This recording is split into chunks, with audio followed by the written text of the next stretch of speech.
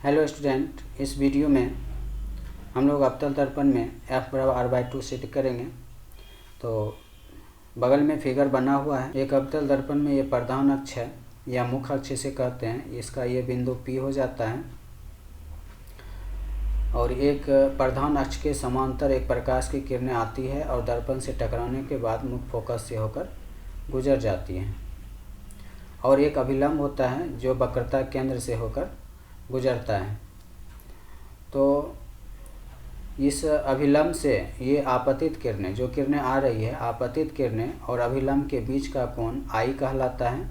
और फिर परावर्तित किरण जो F से होकर गई है और इस अभिलंब के बीच का कोण R कहलाता है। तो I और R बराबर होता है परावर्तन के नियम से। तो यहाँ मान लेते हैं कि ये जो प्रकाश की किरणें आ रही है वो A बिंदु से आ रही हैं और जा कहाँ रही है, तो मिल रही है B बिंदु पर। ठीक, तो बिंदु A से आती हुई प्रकाश की किरणें B पर पड़ने के बाद, परावर्तन के बाद कहाँ से गुजर रही है, F से। तो हम पहला पॉइंट लिख सकते हैं कि परावर्तन के नियम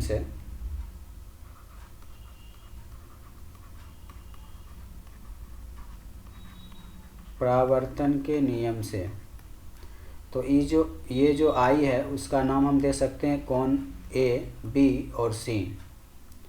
तो कोण ABC बराबर हो जाएगा। अब ये इस R को बराबर करना है तो इस R का नाम हम लिख सकते हैं CB और F। तो कोण CBF ये क्या है, इक्वल हो जाएगा दोनों, यानी कोण I और कोण R बराबर हो जाएगा परावर्तन के नियम से।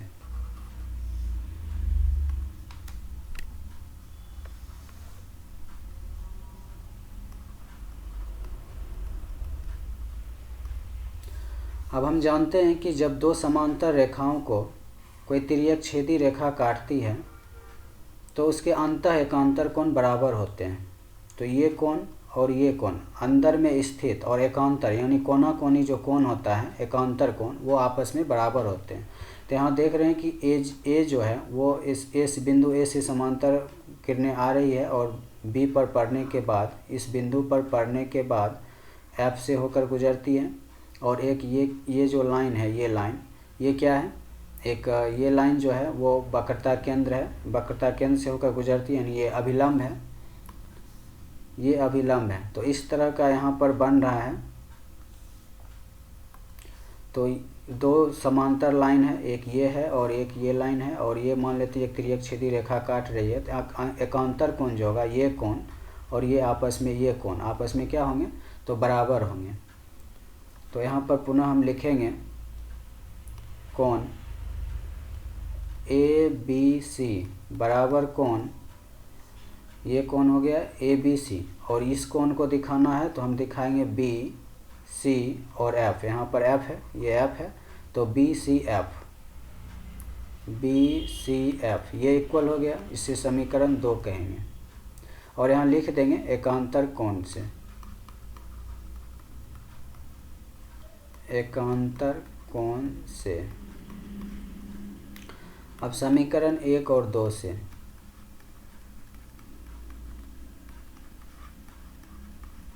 तो हम देख रहे हैं कि समीकरण 1-2 में कोण ABC और कोण ABC, यहाँ जो है बायां पक्ष बराबर है तो दायां पक्ष भी बराबर हो जाएगा। तो हम लिखेंगे कोण CBF इक्वल टू कोण BCF। इसे हम समीकरण 3 कहेंगे। अब समीकरण 3 से क्या स्पष्ट हो रहा है, तो हम देख रहे हैं कि B, ये बीच में जो है B और यहाँ बीच में है C, तो BC इक्वल हो गया, यानी कोण B जो है कोण C के इक्वल है और ये एक त्रिभुज बन रहा है। हम जानते हैं कि त्रिभुज के नियम से यदि दो कोण बराबर हो जाए तो उसका सामने का भुजा भी क्या होता है, बराबर होता है। यानी B के सामने का भुजा ये CF और इस C के सामने का भुजा, C के सामने का भुजा BF, ये दोनों आपस में क्या हो जाएगा, बराबर हो जाएगा। तो हम यहाँ लिखेंगे समीकरण 3 से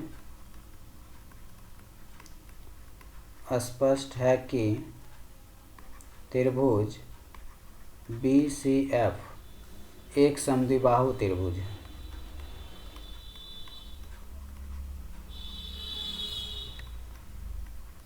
एक समद्विबाहु त्रिभुज है। अतः अब समद्विबाहु त्रिभुज है तो सामने के कोण से भुजा बराबर होगी। इस कोण के सामने का भुजा CF है तो CF बराबर हो जाएगा BF। इस कोण के सामने की भुजा ये तो BF, CF और BF बराबर हो गया। अब एक चीज़ लिखना है कि दर्पण का द्वारक काफ़ी छोटा है। मान लेते हैं कि इस फिगर को हम दिखाने के लिए ये जो इसका जो दीवार है, ये जो द्वारक है इसका, ये थोड़ा बड़ा है। मान लेते हैं ये B जो है इसको धीरे धीरे नीचे करते जाएंगे। मान लेते हैं कि ये दो लाइन है, ये F है और ये B है। अभी लग रहा है कि ये B छोटा है और ये बड़ा है। जब हम इसको धीरे धीरे छोटा करते जाएंगे, B को छोटा करते जाएंगे धीरे धीरे और नज़दीक लाएंगे तो B जो है वो F पर आके सिमट जाएगा, F पर आकर रुक जाएगा। तो हम मान लेते हैं कि दर्पण का द्वारक काफ़ी छोटा है और B जो है इसलिए F पर ही स्थित हो जाएगा। यानी B को धीरे धीरे नीचे लाएंगे, बहुत एकदम नज़दीक लाएंगे तो ये F पर आके रुक जाएगा। तो एक लाइन लिखना है, चूँकि दर्पण का द्वारक काफ़ी छोटा है इसलिए बिंदु B F पर स्थित है। बिंदु B जो है वो कहाँ स्थित है? F पर स्थित है। बिंदु B F पर स्थित है। अब बिंदु B जब F पर स्थित है, बिंदु B कहाँ आ गया है? F पर आ गया। तो ये जो लाइन था BF वो किसके बराबर हो गया? FP के बराबर हो गया। यहाँ फिगर में देखिए कि B जो है वो सिमट के कहाँ आ गया? एक मिनट, यहाँ पे फिगर इस टाइप का है।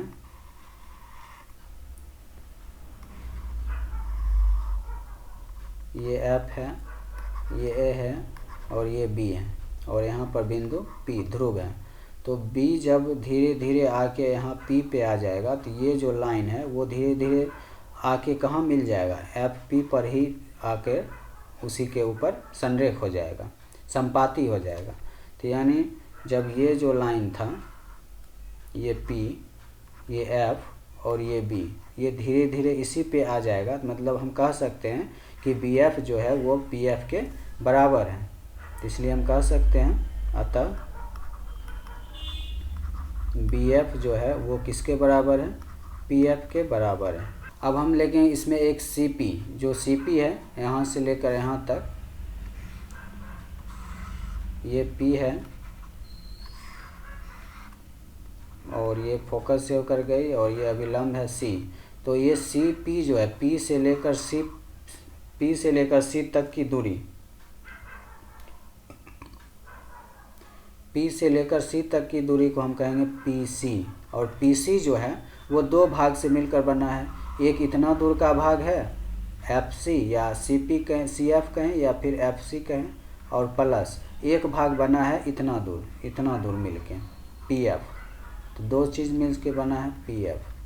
PC को हम R कहते हैं क्योंकि ये वक्रता त्रिज्या है। वक्रता त्रिज्या को R से लिखा जाता है। तो ध्रुव से लेकर C तक, यानी ध्रुव से लेकर वक्रता केंद्र के बीच की दूरी को वक्रता त्रिज्या कहते हैं और वक्रता त्रिज्या को R से लिखा जाता है।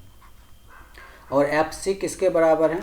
तो यहाँ देखिए CF, इसे हम CF कहेंगे क्योंकि इधर CF लिखे हैं। तो FC कहें या CF कहें, बात एक ही है। तो हम यहाँ CF ही लिख देते हैं। तो CF किसके बराबर है? CF जो है वो BF के बराबर है। तो CF के जगह क्या लिखेंगे? BF। यहाँ देखिए, यहाँ CF जो है वो BF के बराबर है प्लस में PF। R इक्वल टू, अब BF नीचे, यहाँ BF जो है वो PF के बराबर है। तो हम BF के जगह क्या लिख देंगे? PF लिख देंगे। अब प्लस में PF। तो R इक्वल टू PF कितना हो जाएगा? 2PF। R इक्वल टू 2 और PF यानी P से, ध्रुव से फोकस के बीच की दूरी को क्या कहते हैं? फोकस दूरी कहते हैं। ये जो है यहाँ एफ है और यहाँ पी है, तो ध्रुव और फोकस के बीच की दूरी को फोकस दूरी कहते हैं, यानी पी और एफ के बीच की दूरी को फोकस दूरी कहते हैं, और फोकस दूरी को स्मॉल एफ से लिखा जाता है। तो हम पी एफ के जगह क्या लिख सकते हैं, स्मॉल एफ लिख सकते हैं। अब यहाँ से यहाँ फार्मूला निकल के आ जाएगा, एफ बराबर पूछ रहा था, एफ बराबर r/2, तो ये गुना में है, ठीक। तो गुना वाला कहाँ में जाता है, भाग में जाता है, तो r, और ये गुना में है तो इधर आ जाएगा 2, गुना में है इधर 2 आ जाएगा भाग में, उधर बच जाएगा क्या, f। इसी को सीधा करके लिख लेते हैं, f बराबर r/2। तो ये अवतल दर्पण में सिद्ध हो गया, f बराबर r/2।